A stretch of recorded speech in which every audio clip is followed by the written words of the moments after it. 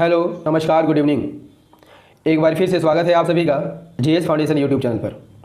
दोस्तों याद रखिएगा, ये मेरा नया चैनल है और आपके सपोर्ट की हमें काफ़ी ज़रूरत है, क्योंकि मैं आपके लिए लगातार अच्छे अच्छे कंटेंट लाने का प्रयास कर रहा हूँ। इसलिए रिक्वेस्ट है कि चैनल को सब्सक्राइब ज़रूर कर लीजिएगा। दोस्तों याद रखिएगा, इस चैनल पर रोटेशन वाइज वीडियो उपलब्ध कराई जाती है, जो history, geography, polity, economics, science और सामान्य ज्ञान से संबंधित होती है। तो दोस्तों इसी क्रम में आज हम लोग देखेंगे फिजिक्स की क्लास, और फिजिक्स की क्लास में हम लोग देखेंगे मोस्ट इंपॉर्टेंट 15 MCQ। तो दोस्तों यदि आप SSC, railway, state PSC, CDS, NDA, UPSC या फिर किसी भी एग्ज़ाम की तैयारी कर रहे हैं तो इस वीडियो को बिना स्किप किए हुए पूरा देखिएगा, क्योंकि मैंने इस वीडियो में अति महत्वपूर्ण प्रश्नों को रखा है जो परीक्षा में बार बार पूछे जाते हैं। ठीक है, तो चलिए यहाँ पर सेशन की शुरुआत करेंगे, लेकिन सेशन में जाने से पहले एक बार फिर से रिक्वेस्ट है कि लिंक को कॉपी कीजिए और दोस्तों के साथ शेयर कर दीजिए। ठीक है, तो चलिए शुरुआत करते हैं यहाँ पर सेशन की। पहला सवाल, भारत का सबसे पहला उपग्रह आर्यभट्ट कब छोड़ा गया था? When was the first satellite Aryabhata of India left? यहाँ पर सही आंसर हो जाएगा 1975 में छोड़ा गया था। भारत का सबसे पहला उपग्रह कौन था? आर्यभट्ट था। इसे 19 अप्रैल 1975 को रूसी अंतरिक्ष स्टेशन का नाम आप याद रख लीजिएगा, वोल्गोग्राड से छोड़ा गया था। इसका प्रक्षेपण सोवियत यूनियन की सहायता से कॉस्मोस 3H से किया गया था। यदि आपसे पूछ ले कि इस उपग्रह का वज़न कितना था, तो इस उपग्रह का वज़न 360 किलोग्राम था और 17 साल अंतरिक्ष में रहने के बाद 11 फरवरी 1992 को यह पृथ्वी पर लौट आया था। वेरी वेरी इंपॉर्टेंट फैक्ट है, आप इसे नोट कर सकते हैं। बढ़ते हैं अगले प्रश्न की ओर।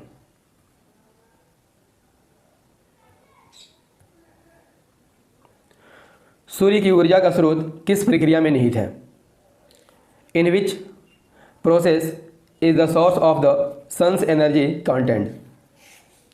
सूर्य की ऊर्जा का स्रोत किस प्रक्रिया में निहित है? यहाँ पर सही आंसर हो जाएगा नाभिकीय संलयन में निहित है, न्यूक्लियर फ्यूजन में निहित है।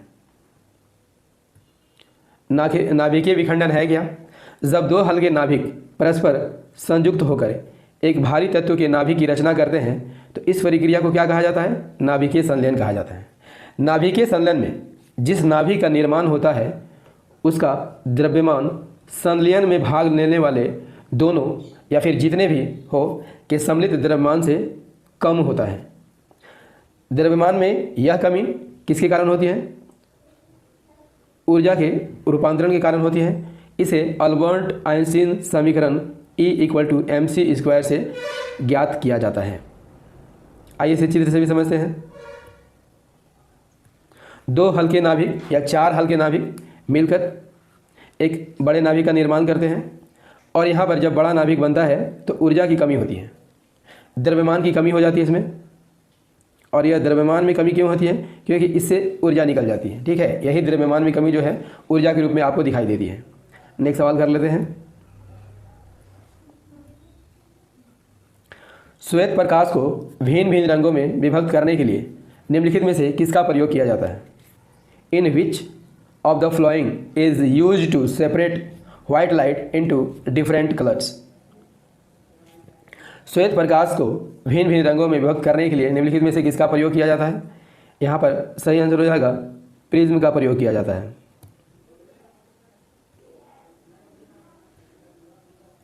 प्रिज्म में क्या होता है? जब सूर्य का प्रकाश प्रिज्म से होकर गुजरता है तो वह अपवर्तन के पश्चात प्रिज्म के आधार की ओर झुकने के साथ साथ भिन्न भिन्न रंगों में क्या होती है?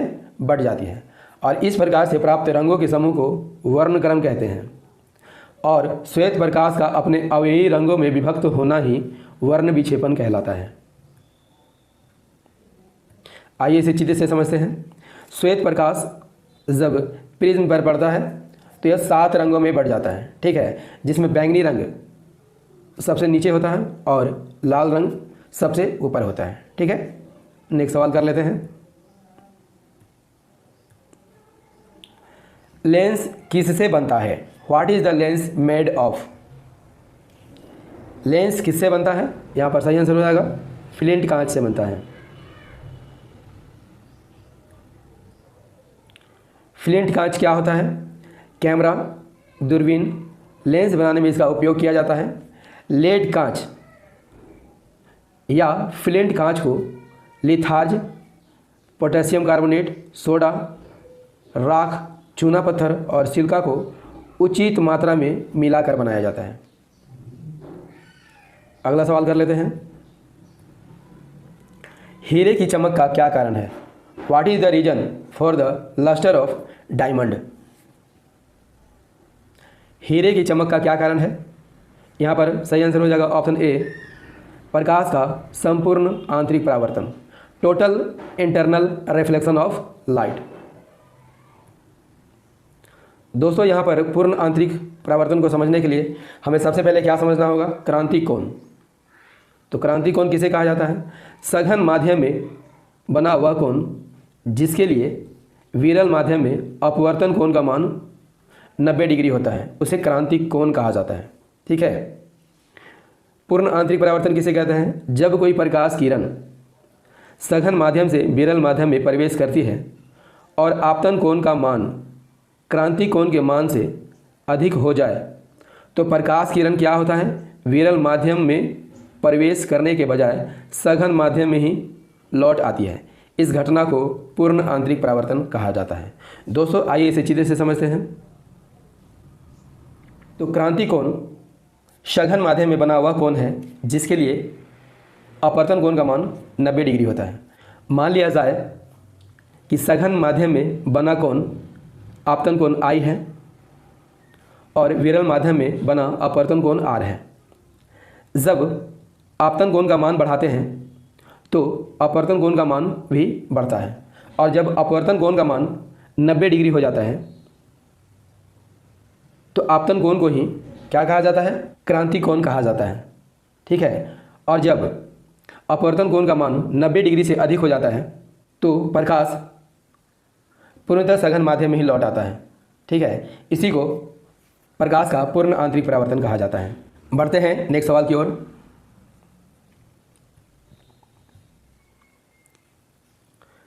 प्रकाश की किरण को पूर्ण आंतरिक परावर्तन के लिए किससे गुजरना होता है? A ray of light has to pass through for total internal reflection. इसका सही आंसर हो जाएगा कांच से जल में जाना होता है, यानी सघन माध्यम से विरल माध्यम में जाना जरूरी होता है। पूर्ण आंतरिक परावर्तन के लिए कितने शर्तें हैं? तो याद रखिएगा 2 शर्तें हैं। पहला क्या है? प्रकाश सघन माध्यम से विरल माध्यम में जाना चाहिए और दूसरी शर्त आपतन कोण का मान क्रांतिक कोण से अधिक होना चाहिए। ठीक है। नेक्स्ट सवाल कर लेते हैं।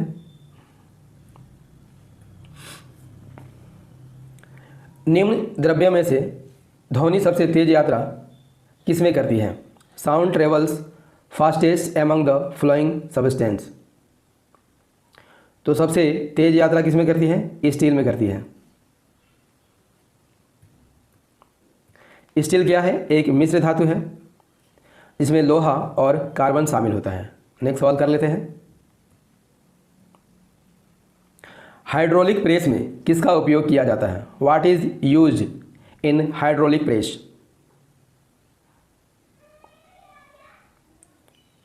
यहाँ पर सही आंसर हो जाएगा पास्कल के नियम का प्रयोग किया जाता है, पास्कल्स लॉ। पास्कल्स लॉ क्या है? तो इस नियम के अनुसार जब किसी बंद पात्र में रखे द्रव के किसी एक भाग पर संतुलन अवस्था में दाब लगाया जाता है तो बिना क्षय हुए संपूर्ण द्रव का सभी दिशाओं में समान रूप से संचरित होना ही पास्कल का नियम कहलाता है। इसे द्रव का दाब संचरण नियम भी कहा जाता है। अगला सवाल, शुष्क सेल का एनोड किससे बना होता है? What is anode? What is anode of dry cell made of?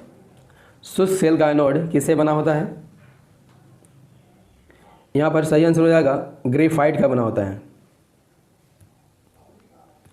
शुष्क सेल क्या है? एक प्रकार का विद्युत रासायनिक सेल है जो कम बिजली से चल सकने वाले पोर्टेबल विद्युत युक्तियों जैसे ट्रांजिस्टर, रेडियो, टॉर्च, कैलकुलेटर आदि में प्रयुक्त होते हैं। इसके अंदर जो विद्युत अपघट्य यानी इलेक्ट्रोलाइट उपयोग में लाया जाता है वह कैसा होता है? तो लेई जैसा होता है। ठीक है, नेक्स्ट सवाल, गैल्वेनोमीटर के द्वारा पता लगाया जाता है। What is detected by galvanometer? Galvanometer के द्वारा क्या पता लगाया जाता है? यहाँ सही आंसर हो जाएगा धारा का पता लगाया जाता है।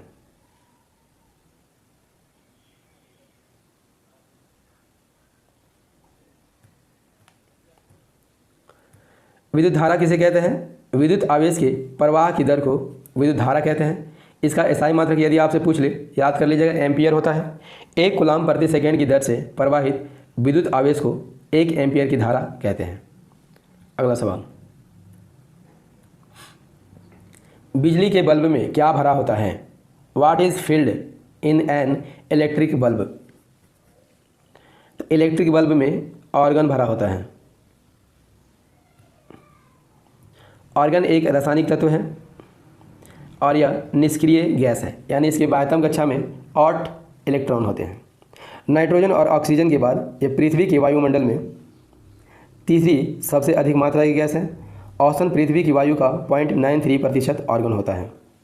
नेक्स्ट सवाल कर लेते हैं। दोस्तों, सेशन कैसा लग रहा है कमेंट करके ज़रूर बताइएगा। यदि सेशन पसंद आ रहा हो तो इसे लाइक कर दीजिएगा, दोस्तों के साथ शेयर कर दीजिएगा, और यदि आप भी इस चैनल पर नए हैं तो चैनल को सब्सक्राइब कर लीजिएगा, बेल आइकन को प्रेस कर लीजिएगा। ठीक है, तभी मेरी आने वाली हर वीडियो का नोटिफिकेशन आपको सही समय पर मिल सकेगा। ठीक है, देखते हैं 12वां प्रश्न। सौर प्रणाली की खोज किसने की थी? Who discovered the solar system? Very very important प्रश्न है आपकी परीक्षा की दृष्टि से।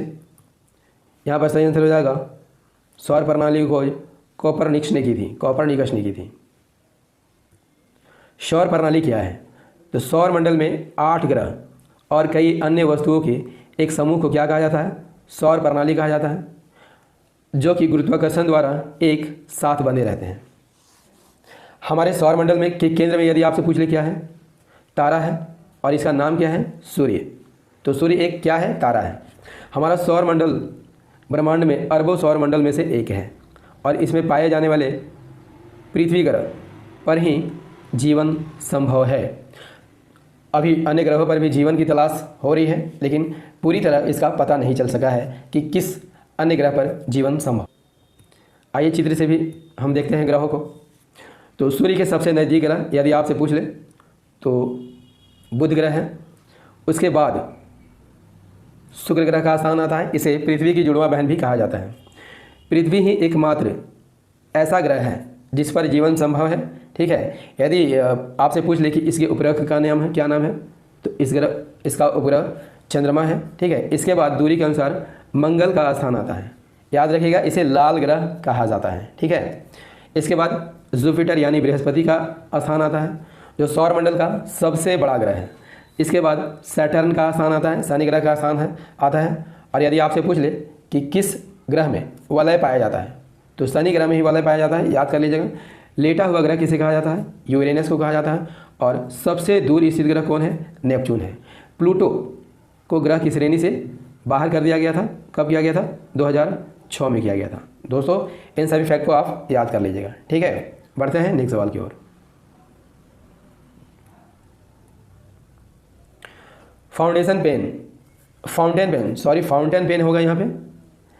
किस सिद्धांत पर कार्य करता है? On what principle does a fountain pen work? तो फाउंटेन पेन किस सिद्धांत पर कार्य करता है? यहाँ पर सही आंसर हो जाएगा किसका क्रिया सिद्धांत के ऊपर कार्य करता है? कैपिलरिटी एक्शन के सिद्धांत पर यह कार्य करता है।